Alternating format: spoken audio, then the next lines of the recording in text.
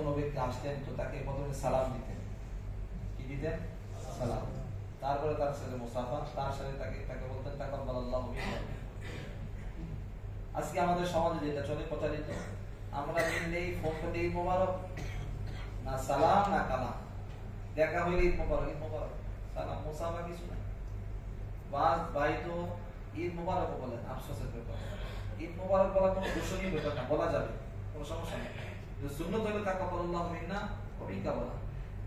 এবং সিস্টেম হলো, নিয়ম হলো যেটা ইসলামের মুসলমানদের কালচার, প্রচলিত আমল, যেটা মুসলমানদের ঐতিহ্য ছিল। প্রথমে মুসলমান যখন অন্য মুসলমান ভাইয়ের সাথে মিলিত হবে, সর্বপ্রথম যে কাজটা করবে হলো সালাম দিবে। আসসালামু আলাইকুম ওয়া রাহমাতুল্লাহি ওয়া বারাকাতুহু। সালাম এর মতলব কি? একজন সালাম দিলেন, অর্থাৎ তার জন্য সালামতি, রহমত, বরকতের জন্য দোয়া করবেন। আল্লাহ তাআলা আপনাকে সালামতি, রহমত, বরকত বর্ষণ করেন। উনি উত্তর দিলেন ওয়া আলাইকুমুস সালাম ওয়া রাহমাতুল্লাহি ওয়া বারাকাতুহু। যেরকম উনি দোয়া করলেন, উত্তরদাতা ওরকম দোয়া করলেন, আল্লাহ তাআলা তোমার উপর সালামতি, রহমত, বরকত নাযিল করেন। কত সুন্দর!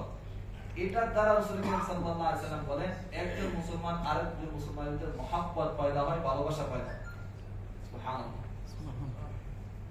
যদি কোনো শত্রু থাকে, একদম চিরকালের শত্রু, তার চেহারা দেখো আপনি ভালো মনে করেন না, সে যদি আপনাকে বারবার সালাম দেয়, আপনার দিলকে আল্লাহ নরম করে দিবে।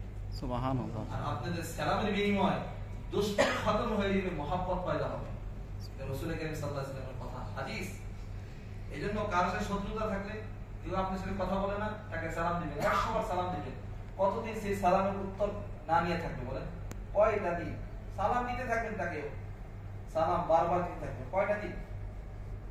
একদিন বলবেন ওয়া আলাইকুম আসসালাম ওয়া রাহমাতুল্লাহি ওয়া বারাকাতুহু, আপনাকে কোলে জড়াই নিবে। এজন্য যখনই কোনো মুসলমান ভাইয়ের সাথে সাক্ষাৎ হবে, সর্বপ্রথম আমরা কি করব? সালাম দিব।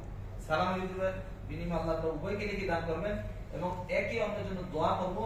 আর এর দ্বারা আল্লাহ তাআলা আপসের ভিতরে ভালোবাসা বাড়াই দিবেন, পারস্পরিক সম্পর্ক আল্লাহ তাআলা বৃদ্ধি করে দিবেন। দ্বিতীয় কাজ যেটা করবে হলো মুসাফা করা। যখন একটা মুসলমান আরেকটা মুসলমানের সাথে মুসাফা করে, হাত ছাড়ার আগে আল্লাহ তাদের সগীরা গুনাহ মাফ করে দেন। ধীরে জোরে পড়ে যায় গুনাহগুলো, এত নেই কি মুসাফার দ্বারা গুনাহ মাফ হয়। আমরা মুসাফা করতে হ্যান্ডশেক এমনি বাদ দিই। মুসাফা করো ভাই, অনেকে 2 আঙ্গুল দিয়ে করে, অনেকে 3 আঙ্গুল দিয়ে করে, বাড়ার মতো করে মুসাফা করা। এটা মুসলমানের কালচার, সভ্যতা, এটাই আমল, এটা রাসূলের তরিকা। ঈদের খুশি রাসূল করিম সাল্লাল্লাহু আলাইহি ওয়াসাল্লাম এইভাবেই ঈদের শুভেচ্ছা বিনিময় করতেন, এইভাবে খুশি জাহির করতেন। যখন সাক্ষাৎ দিত তাকে সালাম দিতেন, খুশি, একদম হেসে সালাম দিতেন।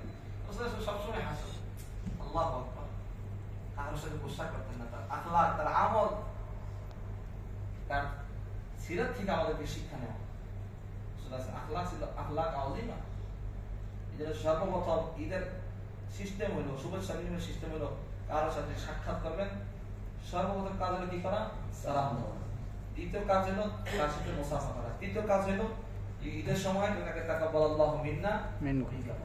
এই তিনটা দ্বারা আপনি আমার ঈদের শুভেচ্ছা বিনিময় শরীয়ত সম্মত সুন্নত তরিকা মতো আদায় করবেন।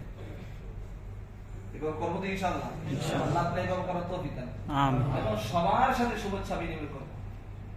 আমরা যে শুভেচ্ছা বিনিময় করি, ঈদ মোবারক বলি না, বলা আমরা যাইয়া, আমরা মনে করি উনি পাকিস্তান, উনি বাংলাদেশে, উনি ইন্ডিয়া।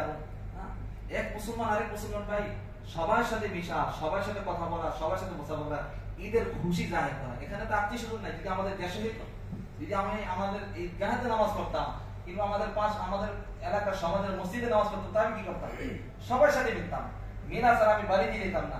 এখানেও ওই কাজটা করা, যতক্ষণ পর্যন্ত আমার মুসলমান ভাই এই 5 ওয়াক্ত নামাজের সাথে আমার মুসাফা না হবে, দেখা না হবে, ততক্ষণ আমি বাসায় যাবো। কয় মিনিট লাগবে দেখা করতে, সাক্ষাৎ করতে, মুসাফা করতে? খুশি যায়। দিলের যে অশান্তি আছে, অশান্তি দূর হয়ে যাবে, শান্তি আল্লাহ প্রদান করবে, পেরেশানি দূর হয়ে যাবে। আপনি যে কষ্ট এখানে উদযাপন করতেছেন, এটা দূর হয়ে যাবে এই মিলাদ দ্বারা। খুশি, হাসি খুশি যায়, কত উপকার হবে। এই জন্য সবাইকে ঈদ মোবারক। আল্লাহ তাআলা আমাদেরকে এরকম ভাবে ঈদের শুভেচ্ছা বিনিময় করার তৌফিক দান করুন। আমিন।